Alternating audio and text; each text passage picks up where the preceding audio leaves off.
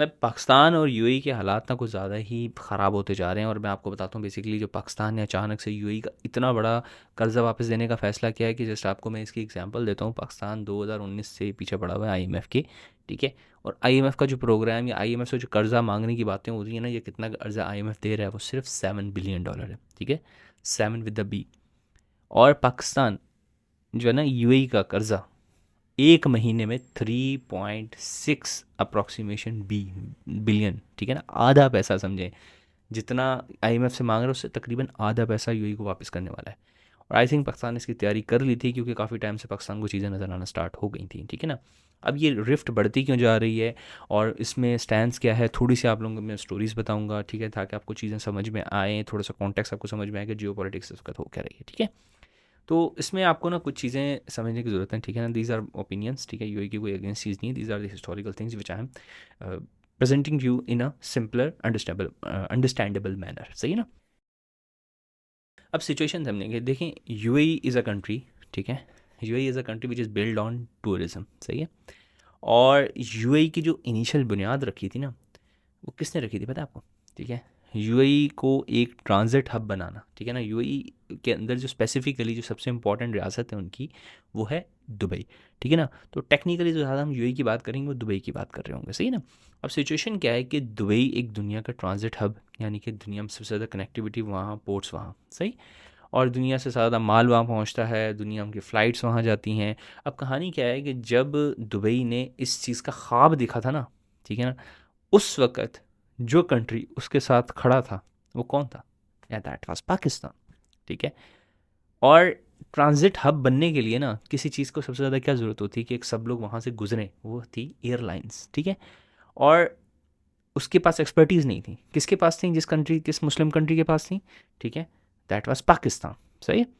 सिर्फ इसी यही नहीं, आपको मैं ठीक है, इसी तरह दुबई की जब फाउंडेशन बन रही थी, ठीक है, तो जो जहाज़ चाहिए थे वो पाकिस्तान की पीआईए से लीज़ पे दिए गए, इनके पायलट पाकिस्तान ने दिए, ठीक है। हर चीज़ जो पॉसिबिलिटी हो सकती थी ना एमिरेट्स की, वो पाकिस्तान ने हेल्प आउट किया, ठीक है।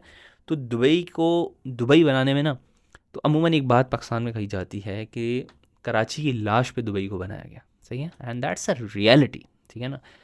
अब आप समझें इस चीज़ को, सिनेरियो, ठीक है। एक ट्रांजिशन हब बनाने के लिए एक एयरलाइंस चाहिए, ठीक है, एयरलाइंस बनाने में पाकिस्तान ने सबसे ज़्यादा इंपॉर्टेंट हाल किया। फिर सेकंड क्या था कि दुबई के बारे में जो सेकंड चीज़ पूछ ख्वाब देखा गया वो था कि दुनिया का फाइनेंशियल हब बनाया जाएगा, यानी कि पूरी दुनिया से पैसा आके दुबई में पार्क होगा। और दुबई ये सवाल नहीं पूछेगा पैसा तुमने हलाल तरीके से कमाया, ब्लैक से कमाया, कैसे भी कमाया, कोई इनकम टैक्स नहीं, जहाँ से भी लाओ बस पैसा लाओ।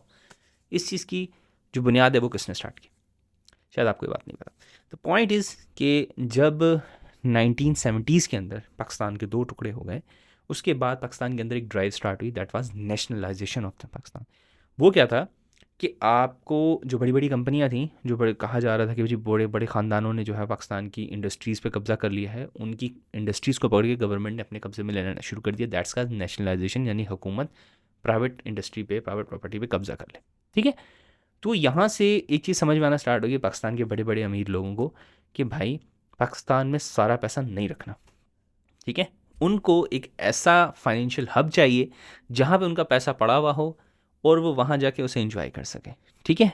और कि गवर्नमेंट ऑफ पाकिस्तान उसे कॉम्पनसेट कभी ज़िंदगी में दोबारा ना कर पाए। इन्होंने ये सबक सीख लिया यहाँ के इंडस्ट्रियलिस्ट और यहाँ के अमीर लोगों ने। और उन्हें वो हब प्रोवाइड किसने किया, सोचें, दैट्स दुबई, ठीक है। पाकिस्तान के अंदर हर क्राइसिस के अंदर जिसका फ़ायदा हुआ दैट वाज दुबई, ठीक है। पाकिस्तान के अंदर जितनी ज़्यादा मतलब इकोनॉमिकल टर्मोइल आया उसका फ़ायदा किसको हुआ, दुबई। क्यों? अब यहाँ पे समझने की ज़रूरत है ना। अब जैसे आपको बता रहा हूँ कि यूएई मतलब लिटरली अब इस वक्त पाकिस्तान की जो हालत की हुई थी ना, दुबई ने जितनी इज्जत दे रहा था, तो आप अंदाज़ा लगाओ आधे से ज़्यादा हमारे शहर बैन कर दिए भाई, ठीक है।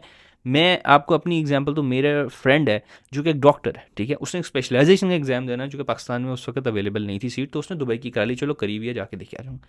भाई वो डॉक्टर है, ठीक है। आप ये उसको ये भी नहीं कह सकते कि यार ये मामला था, किसी भी कंट्री में जाएगा आराम से इजीली वीज़ा मिल जाता है। भाई आपको एग्जाम दे रहे हो, डॉक्यूमेंटेशन प्रोवाइड करो, ख़त्म, दैट्स इट।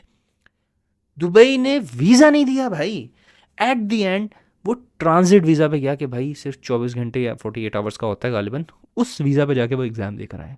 तो अंदाज़ा लगाओ the level of humiliation UAE was, मतलब जिसकी वजह से यूएई जो है पाकिस्तानियों को कर रहा था। क्यों? अब इसके रीजंस आपको यहाँ से समझ में आना स्टार्ट होंगे। ठीक है, अब द पॉइंट इज कि पाकिस्तान में जितने क्राइसिस आ रहे थे, जो पैसा पाकिस्तान से बचता था वो कहाँ चला जाता था? एक ऐसे हब में, क्योंकि दुबई इज़ द करीबी करीबी जितनी भी मिडिल ईस्टर्न कंट्रीज़ हैं और जिसकी जितनी एलीट है उसको पैसा छुपाने के लिए एक जगह चाहिए थी। दुबई ने वो कहा मेरे पास रखो। ठीक है, मैं आपसे सवाल नहीं पूछूंगा। इसी तरह मिडिल ईस्ट में जो ख़ानदान थे उन्होंने रखा, इंडिया से निकाला। ठीक है, अल्टीमेटली हुआ क्या कि पाकिस्तानी इंडियंस और सारे अल्टीमेटली जो बड़े बड़े पैसे वाले लोग थे उन्होंने अपना पैसा लाकर दुबई में पार्क करना स्टार्ट कर दिया। स्टार्टेड विद पाकिस्तान का ट्रेंड। ठीक है, क्यों? पाकिस्तान ने नेशनलाइजेशन की एक ड्राइव स्टार्ट की थी कि कंपनियां अपने कब्जे में लेना स्टार्ट कर ली थी। तो आपको नज़र आया ट्रांजिशन में पाकिस्तान का हाथ, फाइनेंशियल हब बनाने में पाकिस्तान का हाथ। अब आगे चलें, फिर पोर्ट की बात करते हैं। ठीक है, तो अब पाकिस्तान का जो गवादर पोर्ट है, ठीक है ना, वो स्ट्रेट ऑफ हॉर्मोन्स को भी बाईपास करता है, वो दुनिया के एक आइडियल जगह पे भी मौजूद है। वो ट्रांजिशन, मतलब वो आप समझेंगे technically Gwadar can easily replace Dubai. ठीक है ना, दुबई की पोर्ट को, सही। बट द पॉइंट इज़ कि उसे कभी होने नहीं दिया गया, उसे हमेशा डिस्टेबलाइज रखा गया। तो आप खुद समझदार हैं कि कौन सा कंट्री है जिसका इसमें मुफाद है कि वो डिस्टेबलाइज रखे। ठीक है, अब इसमें कोई इल्ज़ाम नहीं है, लेकिन ओपिनियन है the most of the people they are saying कि UAE was behind the Gwadar destabilisation, जो प्रोजेक्ट को होने से काफ़ी हद तक रोकता रहा। ठीक है, तो आपको नज़र आ रहा है यहाँ तक ट्रेंड। अब सवाल ये पैदा होता है कि दुबई या यूएई पाकिस्तानियों को, जिसकी बुनियाद ही टेक्निकली पाकिस्तान के मामलात से स्टार्ट होती है, हाउ कि क्यों इतना बुरा रवैया रखना स्टार्ट हो गया कि लिटरली जो है ना भिखारियों की तरह ट्रीट करना स्टार्ट कर दिया।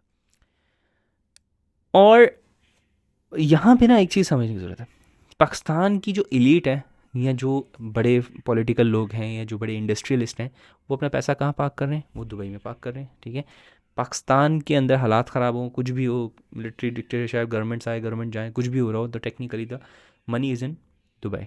ठीक है ना, अब यहाँ से जितनी करप्शन होती थी, पैसा कहाँ जा रहा था? ठीक है, that was going to Dubai. वहाँ जाके पार्क हो जाता था, यहाँ से पैसा कमाते थे, वहाँ जाके पार्क कर देते थे, क्योंकि सबसे करीबी 2 घंटे की फ़्लाइट पे दुबई और यूएई ही पड़ता है। सिंगापुर जाना बहुत दूर पड़ जाता है। अमेरिका हर बंदे की एक्सेस में नहीं है, क्योंकि तकरीबन 12 घंटे से ऊपर की फ़्लाइट है।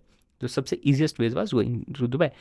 अब यहाँ पे यहाँ से टर्निंग पॉइंट स्टार्ट होने वाला है जो आपको नज़र आने वाला है। ठीक है, तो पॉइंट इज़ कि अब यहाँ पे इंसेंटिव है, ठीक है, इलीट्स को, कि वो यहाँ से पैसा लूटेंगे, ले जाके दुबई पार्क करेंगे। सिंपल।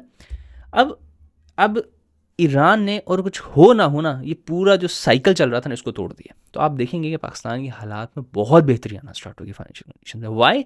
क्योंकि इलीट को अब नज़र आना स्टार्ट होगा, जो कि 1970s के अंदर की गवर्नमेंट्स ने जब अमीरों की मिलें, फैक्ट्रियाँ कब्जे में ले ली थी ना, और इन्होंने पैसा छुपाना दुबई मुनासिब समझा था। अब उनको नज़र आ रहा है भाई दुबई भी नहीं है safe, Dubai is also not a safe country. ठीक है ना, तो अब वो पैसा जो यहाँ से ले जाने के लिए इंसेंटिव था कि यहाँ से कमाओ और वहाँ जाके पार्क करो, ठीक है ना, तो वही पैसा आप सोचें कभी पाकिस्तान के अंदर ही लगता, ठीक है ना, वही पैसा कमाने के बाद नई फैक्ट्री लगती, नए लोगों को रोज़गार मिलता, तो अल्टीमेटली वो पाकिस्तान के लिए बेनिफिशियल होता ना। ठीक है ना, हमारी गुर्बत से बाहर आता।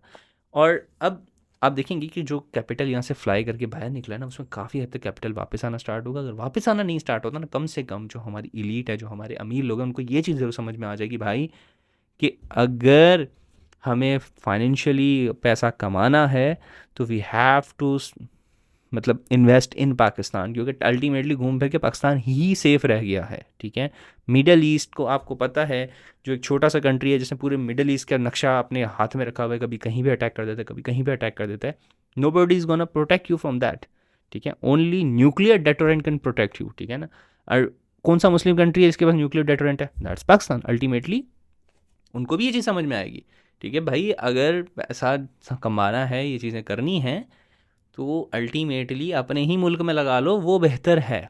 कुछ बाहर पार्क कर लो, लेकिन अपने मुल्क में ही लगा लो, क्योंकि अल्टीमेटली घूम फिर के हो सकता है हमें वापस यहीं आना पड़े। अब जिन्होंने यहाँ से पैसा लूट लूट के जाके वहाँ लगाया, दुबई की प्रॉपर्टियों में पार्क किया, अब देखें 30% 40% लॉस में बैठे हुए हैं, और जिससे तो बेहतर है पाकिस्तान में छोड़ देते यार। तो पॉइंट इज अंडरस्टैंड, ठीक है ना। तो ये एक छोटा सा रिफर आपको नजर आएगी। अब दूसरा सवाल यहाँ पैदा होता है कि जो सवाल है मैंने आपको स्टार्टिंग में बताया था कि पाकिस्तान को दुबई इतना, मतलब इतना, और यूएई इतना बुरे तरीके से क्यों ट्रीट करना स्टार्ट कर दिया था। उसका रीज़न ये था कि देखें कि फैसले लेने वालों के पैसे पड़े हुए थे वहाँ, ठीक है। तो आप एक ऐसे कंट्री को कैसे आंख दिखा सकते हो जिसके पास आपके हुक्मरानों को पैसा पड़ा हो, ठीक है, उनको पता है यार घूम फिर के ज़्यादा तंग करेंगे, इनका पैसा हमारे पास ही पड़ा है, घूम फिर के इन्होंने यहीं आना है, ठीक है। तो यूएई अंडरस्टैंड्स दैट, ठीक है ना, वो उतना देता था थोड़ा सा, ठीक है ना, और अल्टीमेटली हर बात हमारी हमसे मनवाता था, सब कुछ करता था। अल्टीमेटली जो लास्ट 2 to 3 years मैंने यूएई का रवैया देखा है ना towards Pakistan, I was so surprise यार, इस लेवल तक मतलब किसी को एक कंट्री जिसकी समझेंगे टेक्निकली मतलब एशेस पे पूरा सिस्टम स्टार्ट हुआ है, किक स्टार्ट आपको प्रोवाइड किया है, आप उसी के साथ ऐसा रवैया रख रहे हो। तो अब आपने खुद, आप लोगों ने कितनी न्यूज़ेस देखी होंगी पिछले कि एयरपोर्ट के ऊपर रोक दिया, फलाना कर दिया, ये कर दिया, कितनों को वापस भेज दिया, और मतलब even UAE was preferring India और बंगालीज ओवर पाकिस्तान, ठीक है। एंड आई वुड से कि आप देखेंगे कि रिसेंट टाइम्स में ये चेंज होगा, ठीक है ना, क्योंकि ईरान ने जो दुबई की टूरिज़्म की थी सेफ हेवन, वो उड़ा दिया, ठीक है। और Dubai property, because it was a safe haven कि पूरी दुनिया में भाई सबसे सेफेस्ट कंट्री है, वो परसेप्शन गया। तो आपको नज़र आ रहा होगा कि it's not will be a parking place, yes. आप इलीगल पैसा अभी भी बहुत अच्छा दुबई में रख सकते हो, कोई सवाल नहीं पूछेगा, ठीक है ना। बट अब वो रुझान में थोड़ी कमी ज़रूर दिखेंगे आप, और इसकी अल्टीमेट रिजल्ट पाकिस्तान पे एक अच्छी इमेज आएगी। एंड होप कि आपको थोड़ा बहुत कॉन्सेप्ट समझ में आया होगा मैं क्या समझाना चाह रहा हूँ। So that's all, this is my signing off. अल्लाह हाफिज़।